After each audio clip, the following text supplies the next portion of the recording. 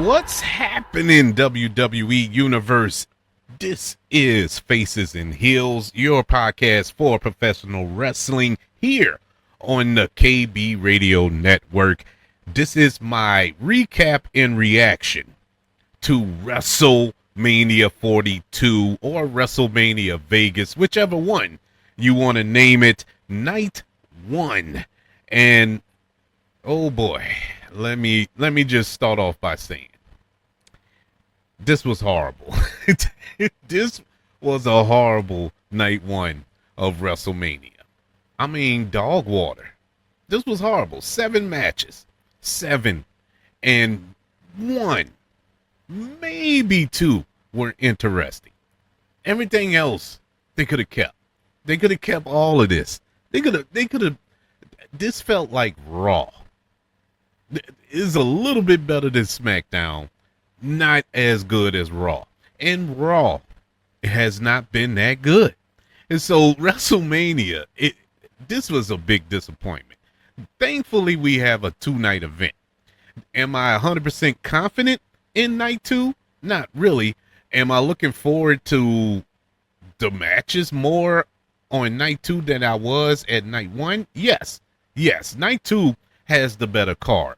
But, I mean, come on, man. You at least want to wet your whistle a little bit with this. Get you hyped up a little bit for night 2. It's WrestleMania, man. This is literally the Super Bowl of professional wrestling. This is the one PLE that every match should feel like a main event because it's supposed to be full of main event matches. You know, this is WrestleMania. Not only one. And oddly, it wasn't the main event. Now, granted, going into the main event of tonight, which we're going to go over, I wasn't excited for it. So it really didn't bother me. There was nothing there for me. Nothing. The end result didn't help. What took place during the match was lame. Nothing worked there. So I wasn't upset because I wasn't expecting it to be a good match. So I understand people who are upset about that outcome, but I was fully expecting that outcome. Needless to say, we had 7 matches. We had a 6-man tag team match between the Usos and LA Knight taking on the Vision with IShowSpeed involved. You had an unsanctioned match between Jacob Fatu and Drew McIntyre, a fatal 4-way match for the WWE Women's Tag Team Championship. Lash Legend and Nia Jax were defending their championships against the Bella Twins, and we'll get to that. Charlotte Flair and Alexa Bliss, as well as Bayley and Lyra Valkyria. You had a singles match for the WWE Women's Intercontinental Championship between the champion AJ Lee defending against Becky Lynch. A singles match between Gunther and Seth Rollins. The Women's World Championship match between Stephanie Vaquer defending her championship against Liv Morgan. And the main event for the Undisputed WWE Championship, Cody Rhodes versus Randy Orton. Do any of those matches, I mean, honestly, sit back and think. Do any of those matches excite you? It don't excite me. And when we go over the results, they definitely didn't excite me afterwards. Let's jump right in. I'm not going to spend all night drilling over this card or drilling over what happened. We're just going to go over it. I'm going to give you my thoughts, and we're going to move on to bigger, better things, because it was horrible. I have no other words to say. The first match, well, first and foremost, the first 2 matches were free. Free-ish. They were on ESPN proper. So you could have watched it on ESPN, the first 2 matches on this card. And tomorrow night as well for night 2, the first 2 matches will be on ESPN. I guess that's to bait people in. they picked the wrong two matches.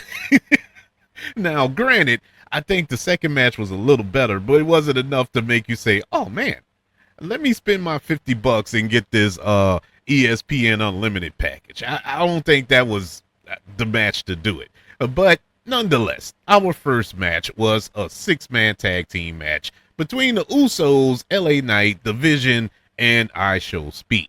Well,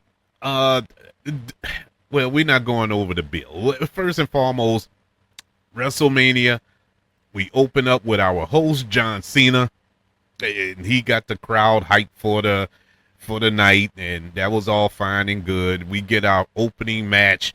You have Division. They start the match by isolating Jimmy, allowing IShowSpeed to attempt a suplex, and Jimmy, of course, reversed it. I mean, come on. Logan Paul, he knocked LA Knight and Jey Uso off the apron to prevent them from tagging. Jimmy eventually retaliated with a whisper in the wind and a super kick to both Logan Paul and Austin Theory. LA Knight, he tagged into the match, and he held LA Knight in place for a spike from IShowSpeed, but LA Knight, he countered it, causing Theory to collide with IShowSpeed. LA Knight then executed the BFT on Theory for the pinfall victory. Lame. This match was 7 minutes. This was 7 minutes. 7 minutes. And you know what the best part of this match was? After the match. Because Logan Paul, he got mad. He attacked IShowSpeed, blaming him for the loss. And so he positioned IShowSpeed on the announce table, and he attempted to dive off the top rope like he did countless times. He did it to Roman Reigns. He did it to well, I think he attempted it on John Cena. Did he actually?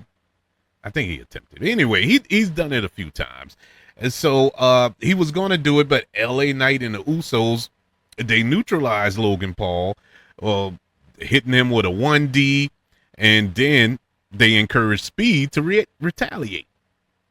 It's, you know, I knew this was going to happen, because you weren't going to have somebody as popular, somebody as big as IShowSpeed continue to roll with the heels. He was going to make a turn. I really thought he was going to cost them the match in another way by turning on the Vision, but he didn't. And they found a little cool way to do it, which is fine or whatever. But they encouraged him to get on the top rope, and he ended up getting on the top rope, getting onto the post, and executing a fog splash off of the ring post, sending Logan Paul through the announce table. That was cool. That was the best part of the match, and it wasn't even part of the match. I give this 6-man tag team match a letter grade of a D+. I ain't even put thoughts into the gradings. Normally I'll go through, while I'm taking my notes, I'll give my grading on it, but I don't even add it. I don't even add it. I was so frustrated, but I'm gonna grade them as I go. But this was a D+. This was a D+ match, man. It did not feel like an opening, you know? This didn't even feel like a WrestleMania match. Who am I kidding? It barely feels like a Raw match.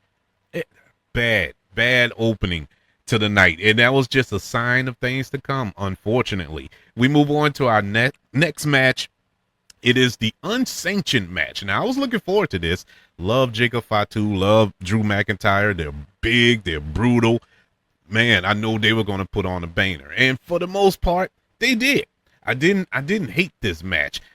We start off, you got Jacob Fatu hitting a suicide dive before McIntyre could even enter the ring.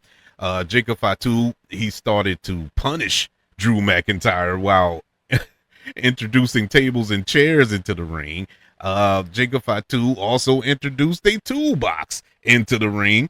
Drew McIntyre had flashbacks of when CM Punk busted him open with the toolbox back at Bad Blood in that Hell in a Cell match.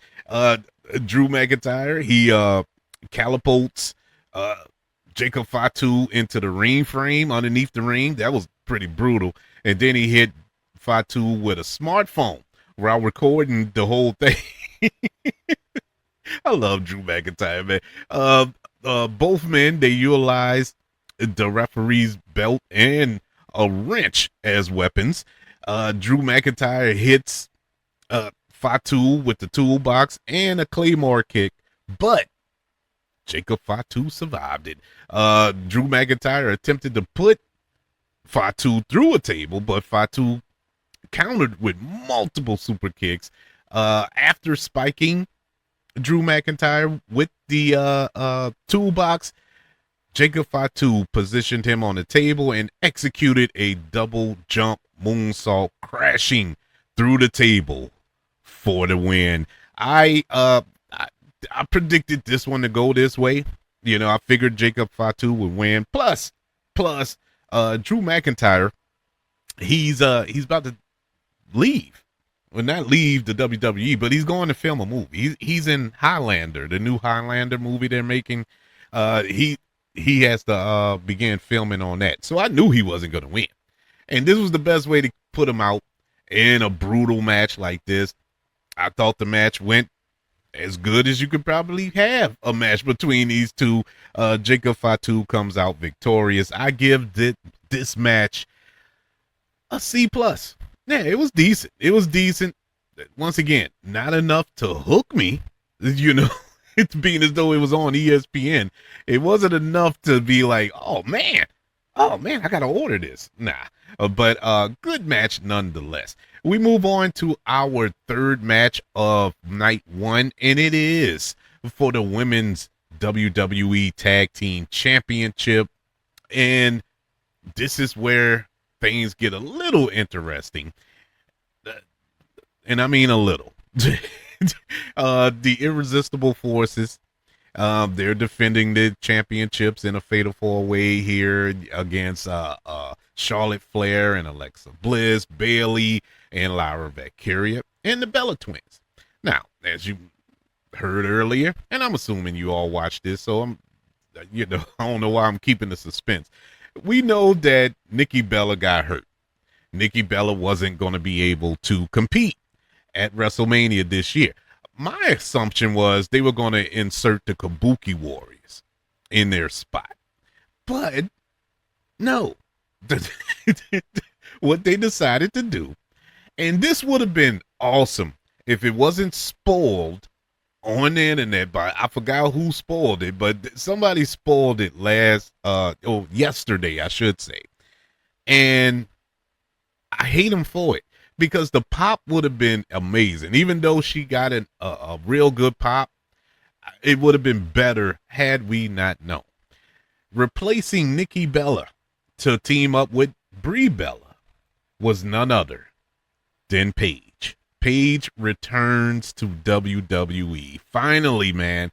And it felt good to see her back. I'm a huge fan of Paige. Not so much of Saraya, but I am a huge fan of Paige, going all the way back to NXT. And when she came up and she beat AJ Lee her first night to win the Divas championship at the time.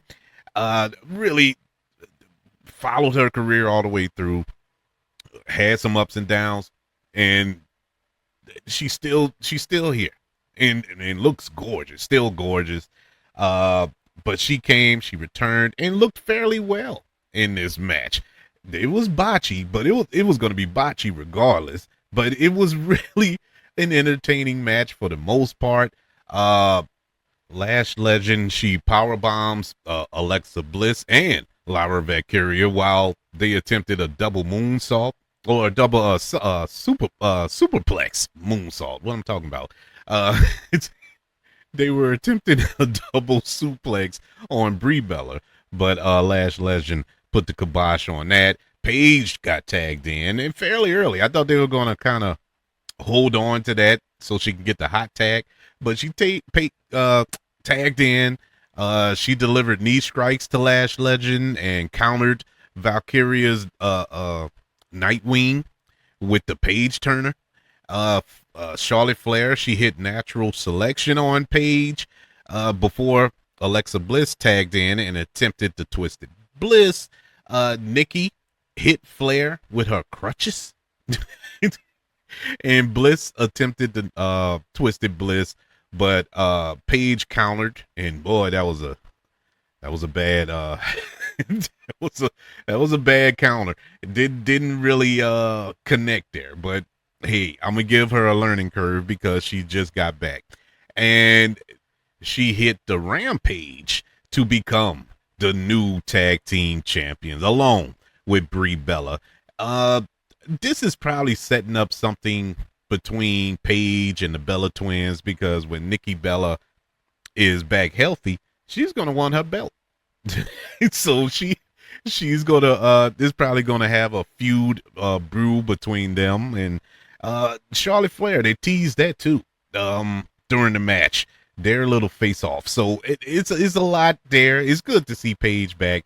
I think the women's division needs this kind of shot in the arm, and Paige can definitely bring it. She's different. She's not your conventional women's wrestler. So I am curious to see how this go. I thought Paige would come back, but I thought she was going to come back on the next match because there's a lot of history between those two. But I get it.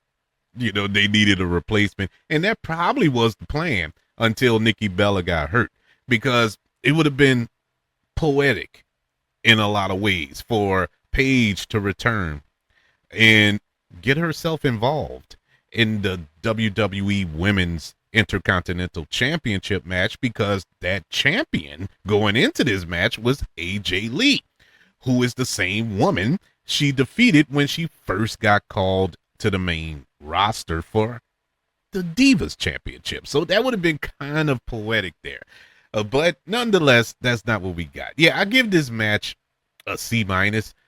It was I don't know. I think most of that is because Paige. I'm happy to see Paige back. Other than that, the match wasn't all that interesting. The match was about I don't know, not 5, maybe 7-8 minutes long. Quick. The match before that, the unsanctioned match with Drew McIntyre and Jacob Fatu, it was only 14 minutes long. So the night was flying by. They gave these matches no room to breathe, no time to tell a story. And that was a continuous through line through the night. And so anyway, let's move on to the Women's Intercontinental Championship match. AJ Lee defending against Becky Lynch. This has been a feud that has been brewing ever since AJ Lee returned and basically tapped out Becky Lynch, I believe 3 times at WrestlePalooza, at War Games, and I think I can't remember the other time, but I know it was 3 times she tapped out. So it was a no-brainer that we were going to have a blow-off at WrestleMania. Because if AJ Lee got her again at WrestleMania, Becky Lynch should retire. You know, it made no sense. She has no credibility. And so she had to win. This was the easiest match to predict. Easiest. Now, the match itself, fine. It was fine. Jessica Carr, of course, was the referee. You know, you have that element there with the ongoing tension between Becky Lynch and her. But the match starts off, you know, Becky Lynch is dominating early, but she's focusing towards Carr. You know, it's every match with Jessica Carr, particularly after she stopped, and she being Jessica Carr, she stopped Becky Lynch's attempt to remove the turnbuckle pad. And so Becky Lynch, she's arguing with Jessica Carr.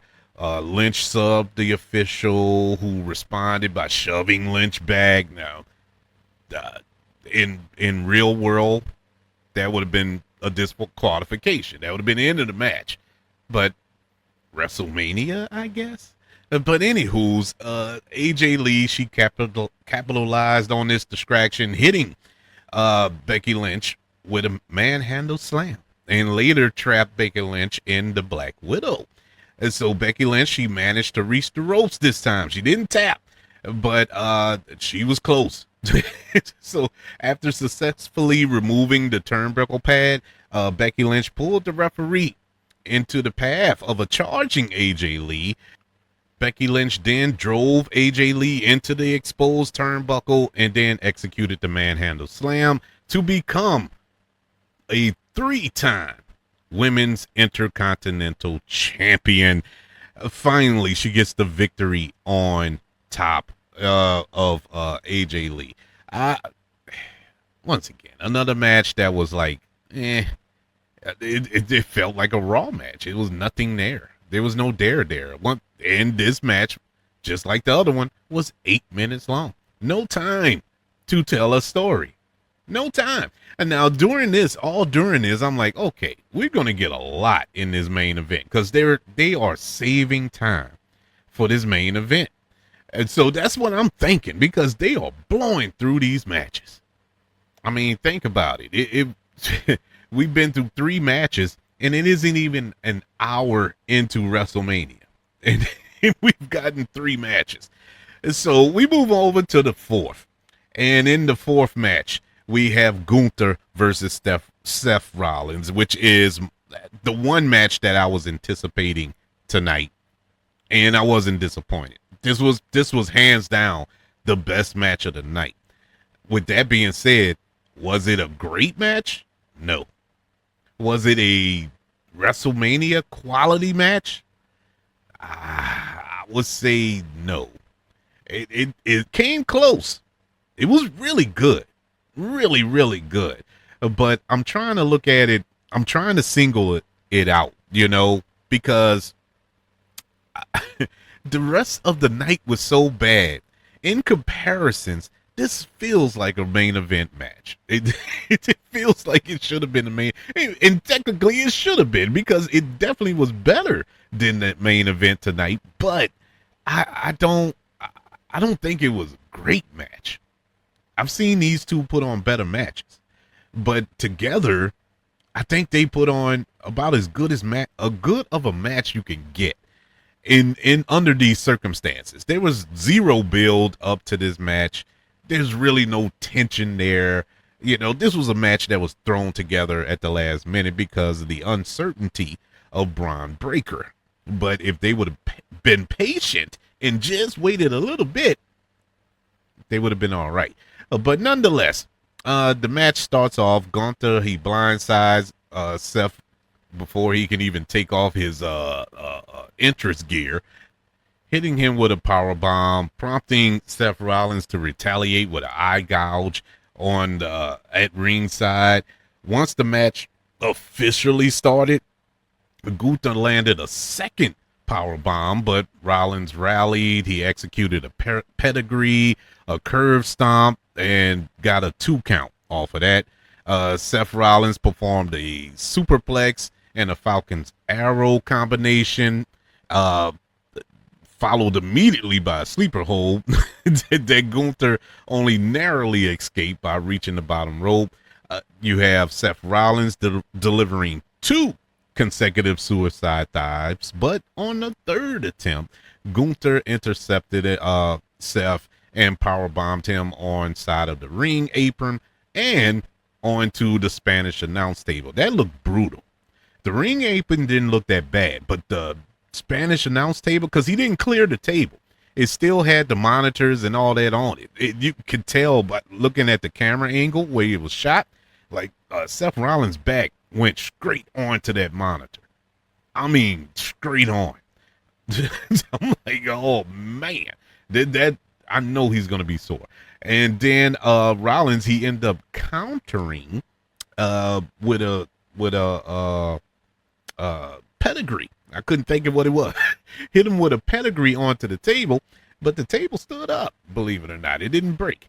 And he executed a curve stomp on Gunther, running on from the other announce table. And then we get the return of Braun Breaker as he comes out of nowhere and hits a spear on Rollins. After Breaker threw Seth Rollins back into the ring, Gunther hit the sleeper hold, and Seth Rollins took a nap.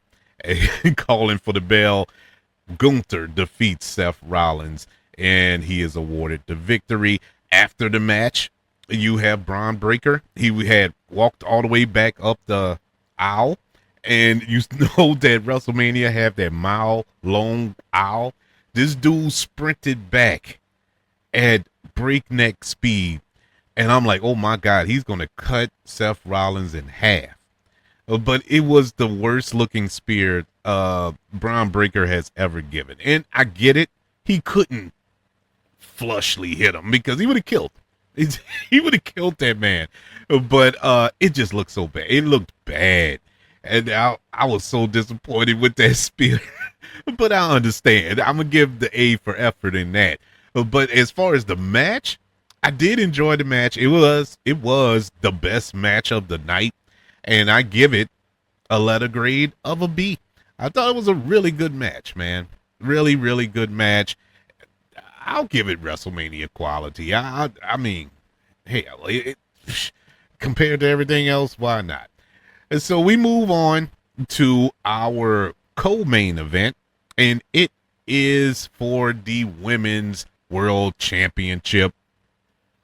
This was the one match on this card that had a legitimate build. I would say out of both nights, the entire WrestleMania season, I enjoyed the build to this match. Stephanie Vaquer and Liv, their promo work, the hatred that they displayed, it makes you question if they really do hate each other because it felt so real. That's how good of a build they had to this match.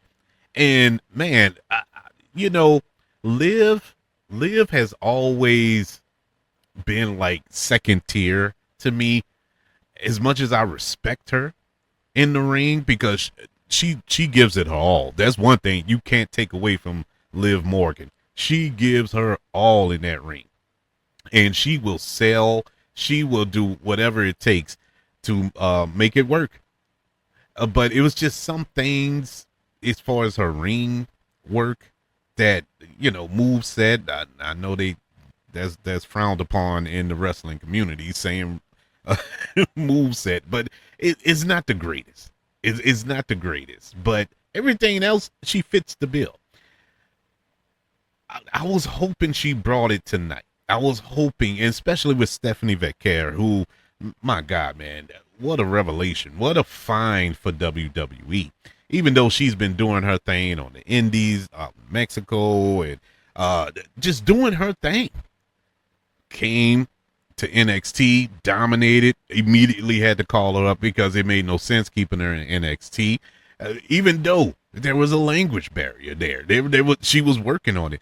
And I don't know, I saw an interview with her, I think Chris Van Veep, if I'm not mistaken, and she speaks better English than me. She worked on it. She was dedicated to learn English, and she has nailed it. And her promo work is great. I just love it. Liv won the Royal Rumble this past January. Chose Wagner. We was off to the races. This match kicks off. Liv Morgan, she lands a powerbomb, but Stephanie Vaquer, she retaliates with a devil's kiss for a near fall. Stephanie hits Oblivion. She hits Liv Morgan's finisher on Liv Morgan for a 2 count.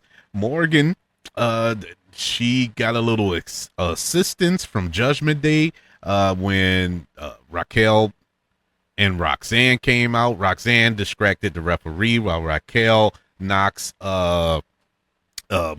Stephanie off of the top rope, and this allowed Liv Morgan to hit the Oblivion onto Stephanie Vaquer, but she kicks out Stephanie Vaquer. She fends off Roxanne and Raquel with a springboard dive off the top rope, which was beautiful, man. It was so beautiful. What I loved about it, she was going to hit all three of them, but Liv Morgan timed it so perfectly to get out of the way. It was seamless. I thought that was the best part of this match. She hits Roxanne and Raquel, but Liv, she hits Stephanie on the outside, runs her into the steps, throws her back into the ring, executes a code breaker from the middle rope, and it was followed up by the Oblivion to become a 3-time women's world champion. I think this is probably the best outcome for this match. Liv needed to win this match. We didn't need the music video opening. the whole opening, her interest was a dance routine and all. I'm like, why are we doing this? I understand she got a new single out or something and a new music video to go along with it, but to do the whole choreography with the dancers and the wardrobe changes and it was just odd to me. I know a lot of people probably enjoyed it, and I understand why, but to me, it was kind of weird. But nonetheless, the match itself was fine. I was actually hoping that this could have been a match of the night candidate, but it didn't quite get there. But it was an exciting match nonetheless. It didn't have enough time, of course. It was longer than the other ones. It was 9 minutes long, but it could have been longer. They could have stretched this out 5 more minutes. It would have been nice because there was so much tension there, but we didn't get a lot of story time in the ring, and they suffered for it, but I don't blame them for that. The Women's World Championship match between Liv Morgan, who defeated Stephanie Vaquer to become the 3-time champion, gets a grade of a B-.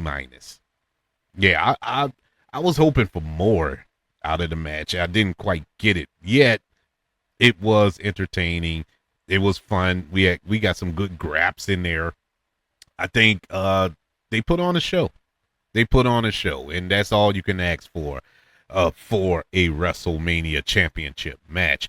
Next, before we got to the main event, John Cena came out to announce the attendance of night 1 there in Vegas. Should have been in New Orleans, but I'm going to leave that alone. There in Vegas for night 1, the attendance was 50,816. Oh, but there was a shocker. You got to have a surprise in WrestleMania. They ruined the Paige surprise because that got leaked. So you needed another surprise, something nobody saw coming. Bianca Belair music hits, and she comes out in this big old gown. This big old gown that she's walking down to the ring in, looking so happy. But my first thought, I'm looking at her hand because I want to see how that finger looks, because that's been the big holdup for her. Is she just a year ago at WrestleMania, she broke that finger, but she broke it at the knuckle, the worst possible place you can break it. And she's had multiple surgeries. Even at one point, they were considering amputating her finger. It was that bad. So I'm looking at her finger. I'm like, okay, is she? Because once again, I'm thinking if she returns, she's going to return night 2 when Jade Cargill and Rhea Ripley have their match. Perfect. But she came out tonight, and I'm like, okay, why tonight? And then I looked at her face, and immediately I saw her cheeks, and I was like, well, we see what she was doing with her time. She had time off. Hey, what better time than to get pregnant? She came out and announced that her and Montez Ford are expecting. She took off the gown, unzipped it, and showed the baby bump. She was clearly emotional. feel good moment of the night. I really am happy for her and Montez. Montez has, I think he has one child from a previous marriage, a relationship, but this will be their first one together. And man, that's awesome.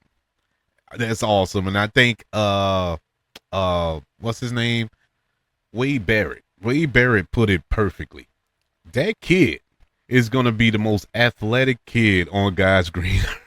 You never going to see a more athletic kid than Montez Ford's and Bianca Belair's child. That is a scary kid. I feel sorry for the children who have to compete against that child when they get to school age. But congratulations to them. And John Cena, of course, said, well, I was wrong. It's not 50,816 people in attendance. It is 50,817. And that was the end of that segment. And then we moved on to the main event, unfortunately. The night one main event, we saw the champion Cody Rhodes defend against Randy Orton, accompanied by Pat McAfee.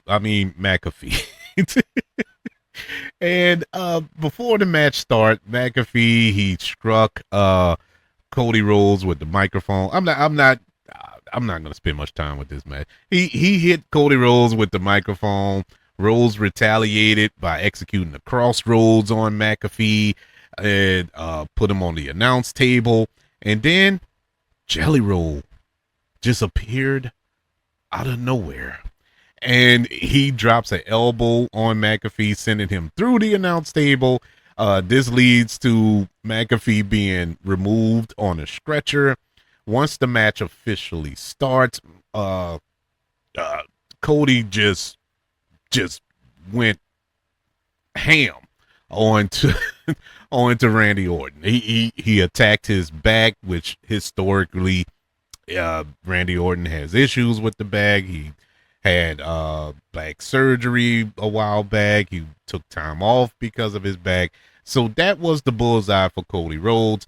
Orton, he executed his DDT and a power slam onto Cody, but he sustained a head wound after Cody Rhodes sent his head straight into the ring post, busting him open. We got some color there. Rhodes, he performed his own draping DDT onto Orton, but Orton, he executed a crossroads onto Cody Rhodes, and then Rhodes retaliated by hitting the RKO onto Randy Orton. Orton, he inadvertently, and I put up air quotes, he inadvertently hit Charles Robinson, the referee, with an RKO because he was blinded by an eye rake. And the officials, there was no official. That was so. At this point, he tries to low blow Cody Rhodes, which was the most sloppy looking low blow attempt, kicking the gonads that I ever saw. And Cody Rhodes kicked him in the gonads, which caused Randy Orton to, of course, drop to his knees before Randy Orton connected a mid-air RKO, beautiful RKO onto Cody Rhodes when Cody Rhodes attempted a Cody cutter from the top rope. Pat McAfee, he comes sprinting down the aisle in a referee shirt with a neck brace on. He slides into the ring. He attempts the 1-2-3, which was the slowest 1-2-3 of all time. And of course, Cody Rhodes kicks out. Randy Orton hits an RKO onto Pat McAfee. That caused the distraction enough for Cody Rhodes to execute a crossroads onto Orton, retaining the undisputed WWE Championship. This match was 22 minutes long. But after the match, and this was probably the best part of the match for me, after the match, Randy Orton snatches the belt out of Cody Rhodes' hands, hits Cody Rhodes in the head with it. As Cody Rhodes is getting up off of the mat, Randy Orton hits him with a punt kick and stands over him with the belt. And that was the end of night 1 to WrestleMania. This was the worst WrestleMania I have ever seen. Look, I've seen, they've had some bad WrestleManias, really bad. WrestleMania 2000 comes to mind. There've been some bad WrestleManias that I've witnessed. Some bad WrestleMania matches that I actually saw in person. But as an event, this was horrible. You think last year was bad? To all those people complaining about last year's WrestleMania, which I didn't think was all that bad, but people were crying, complaining, upset that it was lame. What do you think now? WrestleMania 41 was WrestleMania 17 in comparisons to what we got tonight. Look, the main event between Cody Rhodes and Randy Orton, it gets a D. I don't understand what was the point of this match. The story was already there. You didn't need Pat McAfee. You definitely didn't need Jelly Roll. You didn't need this inclusion of the TKO executive angle and all this, which played zero factor into the outcome of this match. It was dumb. Only for Randy Orton to come back and hit an RKO on Pat McAfee. What was the point? What was the point of all of this? There wasn't any. What now? Now Randy Orton is okay. He attacked Cody after the match. Punt kicked him. Now historically, the punt kick takes opponents out for a while. You're out for a while. Now Cody is the champion, and so now what? Now what? What are we doing here? If Cody shows up Friday night on SmackDown, that kills the punt kick. It's dumb. This is dumb. The build to this match was lame. The match itself was even lamer. Everybody, did you listen? You probably didn't listen. It was nothing to listen to. The crowd was dead during this match. The only time they got loud was when they started booing Cody Rhodes. Now, the only thing that could have saved this match if they would have did a double turn, which at one point in this match, I thought that's what they were going to do. Because that's the only thing that could have saved it. They couldn't do that. They didn't do it. They still didn't do it. They will not turn Cody. And that is their biggest mistake. Let me shut up. Anyways, it was horrible. But just to recap, in the 6-man tag team match, the Usos and LA Knight, they come out victorious against the Vision and IShowSpeed. In the unsanctioned match between Jacob Fatu and Drew McIntyre, Jacob Fatu wins by pinfall. In the fatal 4-way tag team match for the WWE Women's Tag Team Championship, you have Brie Bella and Paige, the new champions. They defeated the Irresistible Forces, Charlotte and Alexa, Bayley and Lyra Valkyria. In the WWE Women's Intercontinental Championship match, Becky Lynch becomes the champion by defeating AJ Lee. In the singles match between Gunther and Seth Rollins, Gunther defeats Seth Rollins by technical submission with a little help from Braun Breaker. In the Women's World Championship match, Liv Morgan becomes the Women's World Champion by defeating Stephanie Vaquer. And in the Undisputed WWE Championship match, Cody Rhodes retains his championship by defeating Randy Orton. Night two is the only thing that could save it. Night 2 is our last hope for some sanity in this WrestleMania weekend. Night 2, what we got to look forward to tomorrow night, Obafemi versus Brock Lesnar. Six-pack ladder match for the WWE Intercontinental Championship. Penta, Javon Evans, Dragon Lee, JD McDonough, Rusev, and Rey Mysterio. The WWE Women's Championship between Jade Cargill and Rhea Ripley. The WWE United States Championship, Sami Zayn versus Trick Williams. And a singles match between the Demon Finn Balor and Dominic Mysterio. And the main event you have for the World Heavyweight Championship, CM Punk taking on the OTC, Roman Reigns. And if Roman Reigns loses this match, he must leave WWE. And so with that stipulation on this match, you pretty much know who's going to win that match. Anywho's, this is a much better card, a more interesting card. And when you look at night 1, you think of matches they could have had on this card. You could have had the Women's United States Championship on this card. Julia and Tiffany Stratton. But it would have been a decent match. Botchy, but decent. You could have had Carmelo Hayes in there. You could have had Royce Keys in there. You could have had some of these upstarts. Throw in some NXT talents. What's the worst that can happen? I mean, it's supposed to be the best. This is supposed to be your best storylines culminating tonight, and that ain't it. But we'll see in night 1. But I would like to know, what did you think? Night 2. But what did you think of night 1? Did you enjoy any of these matches? Which one was your favorite? Or are you looking forward to night 2 more than night 1? Or are you not even going to watch night 2?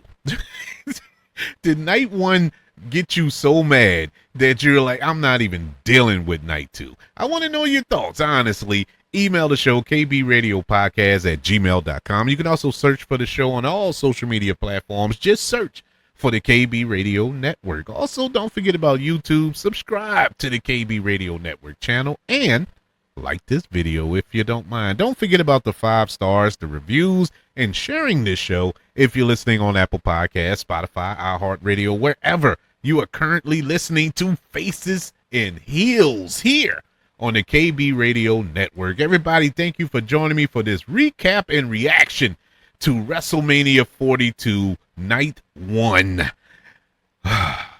I'm glad it's over, to be honest with you. I'm glad it's over.